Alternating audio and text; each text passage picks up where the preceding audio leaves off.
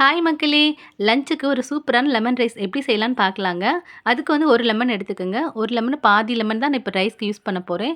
இப்ப பாதி lemon cut பண்ணி வச்சிருக்கேங்க. இப்ப வந்து தாச்சி நல்லா காய்ஞ்சிருச்சு. அதில ஆயில் ஊத்திக்கலாம். அதுக்கு தாளிக்கிறதுக்கு கடுந்தம் பருப்பு போட்டுக்கலாம். நான் நிலக்கடல பருப்பு தோல் உரிச்சு எடுத்து வச்சிருக்கேன். அதையும் அது கூட சேர்த்துக்கலாங்க. தேவையான அளவு ஒரு 3 வரமிளகா அதில போட்டுக்கலாங்க. கருவேப்பில போட்டுக்கலாம்.